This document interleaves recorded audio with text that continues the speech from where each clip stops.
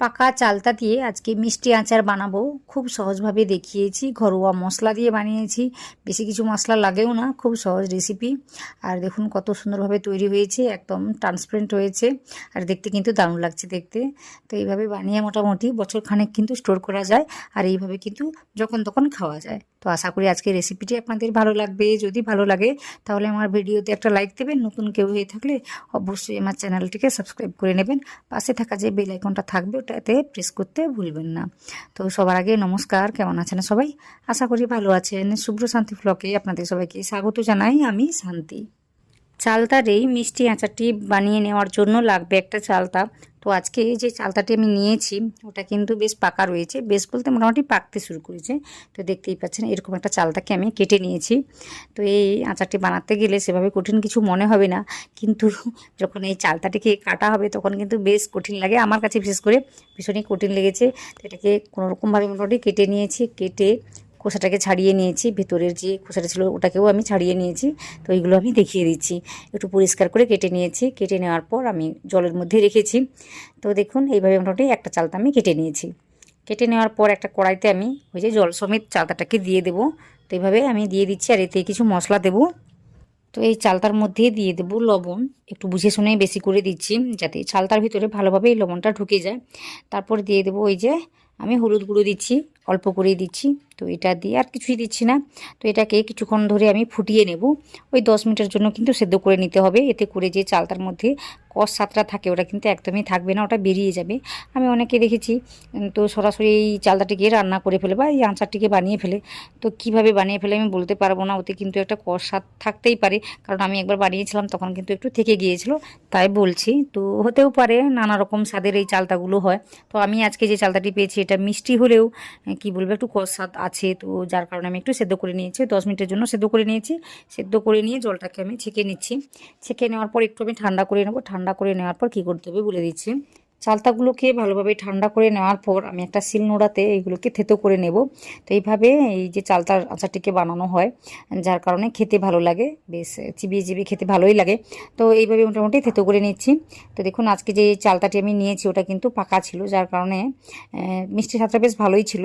তো যে কারণে ওই যে চিনির পরিমাণটা কিন্তু অনেকটাই কমই লাগবে। তো দেখুন অনেক কম চিনি দিয়েও কিন্তু এই রেসিপিটি তৈরি করা যায় আর অনেক দিন ধরেও কিন্তু সংরক্ষণ করা যায়। আর এটা খেতে বেশ ভালো লাগে, ঝাল ঝাল টকটক হলে বেশ খেতে ভালো লাগে। তো আজকে রেসিপিটি একদম সহজ করে দেখিয়েছি, আশা করি আপনাদের ভালো লাগবে। রেসিপিটি দেখুন, ওই প্রথম থেকে শেষ পর্যন্ত দেখবেন, তাহলে অনেক কিছুই বুঝতে পারবেন। তো এই রেসিপিটিকে একটু বেশি সুস্বাদু করে নেওয়ার জন্য আমি একটা স্পেশাল মশলা তৈরি করে নিচ্ছি।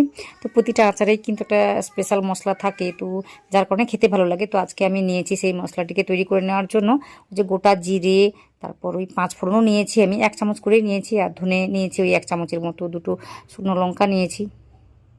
5 ফোড়নের মধ্যে কিন্তু মৌরির ভাগটা একটু বেশি করেই ছিল, যার কারণে এটা খেতে ভালো লাগে। তো এগুলোকে ভেজে নিয়েছি, ভেজে নিয়ে একটু ঠান্ডা করে নিচ্ছি। ঠান্ডা করে নেওয়ার পর কিন্তু আমি দেখিয়ে দেবো কিভাবে গুঁড়ো করতে হয়।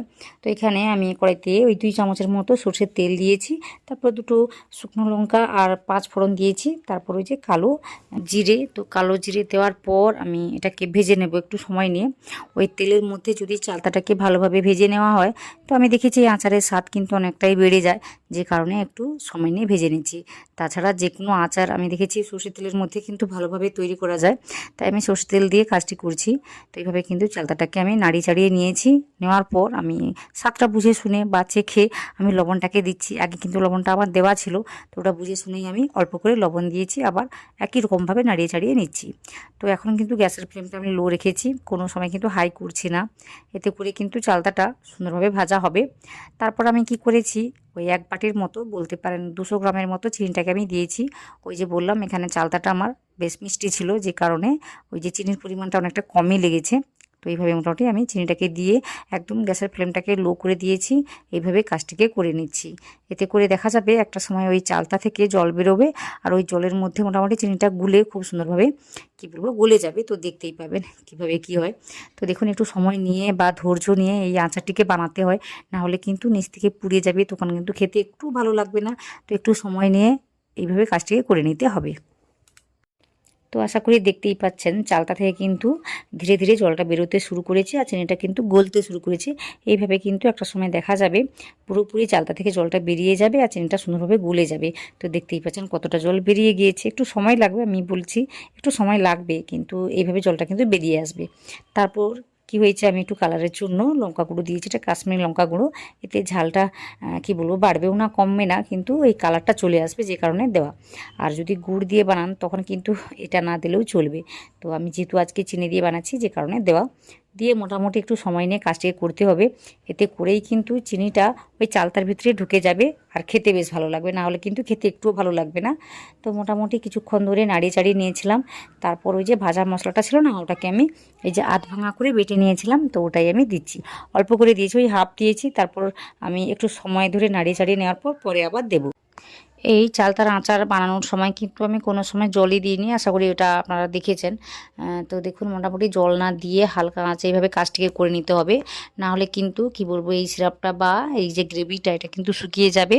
ওই আচারটি তখন ভীষণই শুকনো শুকনো লাগবে বা শক্ত লাগবে খেতে, পরের কথা বলছি আমি, যখন এটা ঠান্ডা হয়ে যাবে। তো ওটা বুঝে শুনে কাজটিকে করে নিতে হবে। তো এইভাবে মোটামুটি হালকা আঁচে রেখে কিছুটা সময় নিয়ে কাজটিকে করে নিলে কিন্তু এই চালতাটা সুন্দরভাবে ভেতর থেকে সেদ্ধ হয়ে যাবে বা এই সিরাপটা একদম চালতার ভিতরে ঢুকে যাবে, খেতে কিন্তু ভালো লাগবে বা দেখতেও ভালো লাগবে। তো আশা করি আপনাদের ভালো লাগবে। তো দেখুন রেসিপিটি প্রায় শেষের পথে। তো আমি কি করেছি, ওই যে ভাজা মশলাটা একটু ছিল না, তো ওটা আমি দিয়েছি, দিয়ে আরও 1 মিনিটের জন্য কিন্তু এভাবে নাড়ি চাড়িয়ে নিচ্ছি। নেওয়ার পর আমি গ্যাসের ফ্লেমটাকে একদমই অফ করে দেবো। তো আপনারা দেখতে পাচ্ছেন কীভাবে তৈরি হয়েছে। আর যদি এর গ্রেভিটাকে একটু বেশি করে রাখতে চান তখন কিন্তু চিনির পরিমাণটাকে বাড়িয়ে দিতে হবে, না হলে কিন্তু এই গ্রেভিটা এইভাবে তৈরি হবে না বা বেশি করে রাখা যায় না, কারণ চালটা থেকে কিন্তু বেশি একটা জল বেরোয় না। তো যে কারণে আমি বলছিলাম, তো একটু চিনির পরিমাণটা বাড়িয়ে দিলেই কিন্তু এই যে আচারের গ্রেভিটা একটু বেশি করে রাখা যায়। তো আশা করি আজকে রেসিপিটি আপনাদের ভালো লাগছে। যদি ভালো লাগে তাহলে আমার ভিডিওতে একটা লাইক দেবেন। নতুন কেউ হয়ে থাকলে অবশ্যই আমার চ্যানেলটিকে সাবস্ক্রাইব করে নেবেন। পাশে থাকা যে বেল আইকনটা থাকবে ওটাতে প্রেস করতে ভুলবেন না। আর আজকের রেসিপিটি কেমন লাগলো সেটা কিন্তু কমেন্ট করে জানাবেন। সব শেষে পুরো ভিডিওটি দেখে নেওয়ার জন্য আপনাদের সবাইকে অনেক অনেক অনেক ধন্যবাদ জানাই।